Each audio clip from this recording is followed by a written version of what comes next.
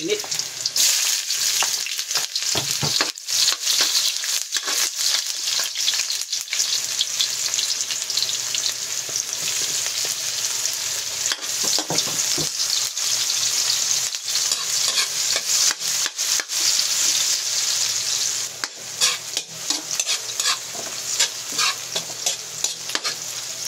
Sundan natin yung ating ginayat na karne.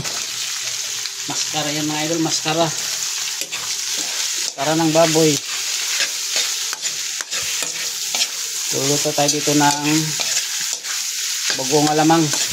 Ayan, pang sahog natin. Medyo palutong-lutongin lang natin ng konti.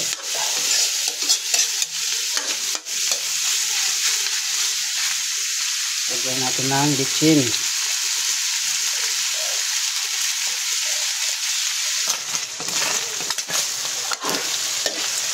Mantika na mga idol. Mamantikain natin siya ng gusto para bago ilagay yung bagong.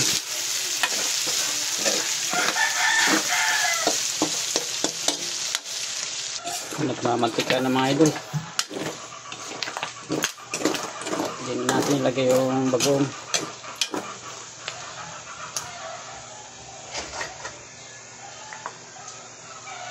Lagyan natin itong ating bagong. 1 kilo to mga idol. Binili ko kanina sa palengke. Hinugasan ko na to. 2 beses ko na hinugasan para di maalat. Pag ako nagluluto ng bagong, hinugasan ko.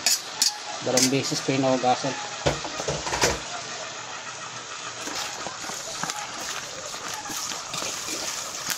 Ang isang buwang ulam to. Mas marami pala yung sahog. Daming baboy oh.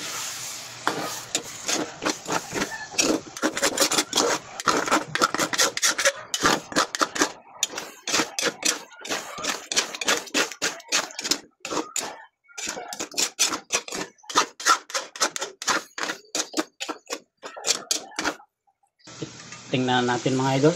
Nangangamoy na yung bago. Halo-haloin natin. Ayun, nanikit na yung bagong sa ilalim. Kailangan halo-haloin mo siya para isa manikit sa ilalim.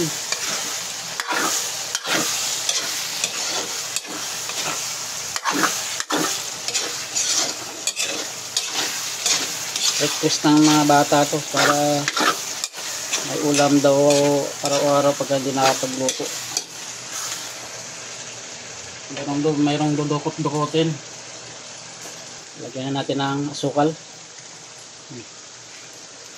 Seguntang asukal lang yung nabili ko. Wala yung pulang-pula.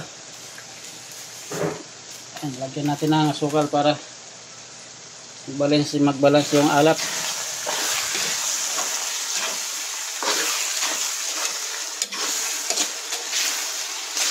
Depende yan sa inyo kung gaano ka maraming asukal ang lalagay nyo pagka kayo nagluto.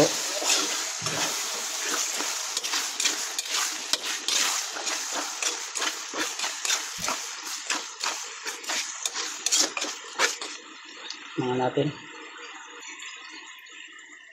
Tama nga lang. Namis na maalat-alat. Meron ako ditong manok idol. Ayun o. Ihalo ko na rito para isang lutuan na lang. Wala pang wala pang timpla. Para magkalasan na yung manok.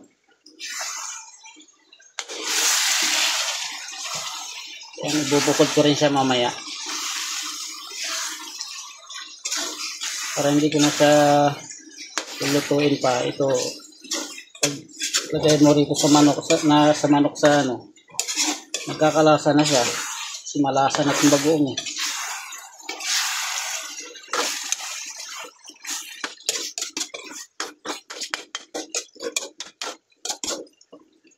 Pa natin ulit saglit para maluto rin yung manok.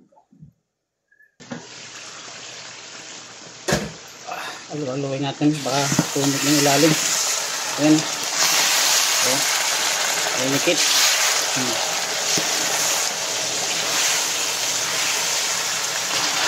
Kaya luto na yung bagoong. Pwede na siya. Yung manok na lang.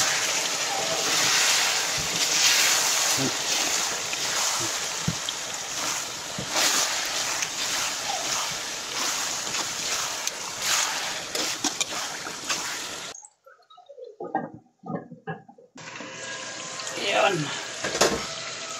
Ayan, luto na to mga idol. Pwede na.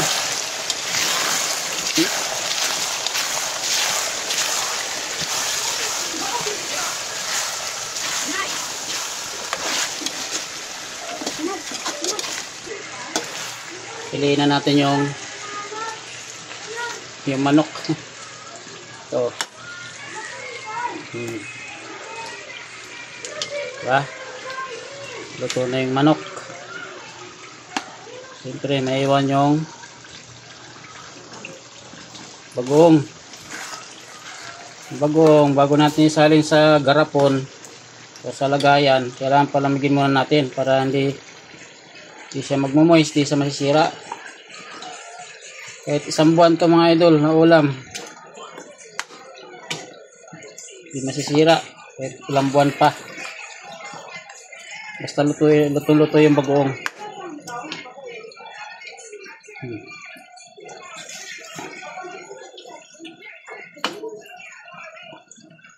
Lasang bagoong na yung manok.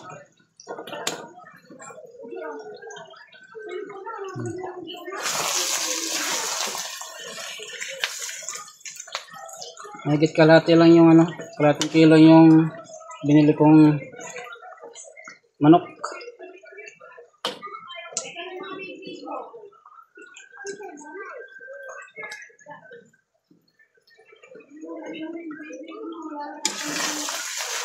Yan na. Yan, puro bagoong na lang yan. Ayan o. Sarap ng bagoong o. Mantika idol.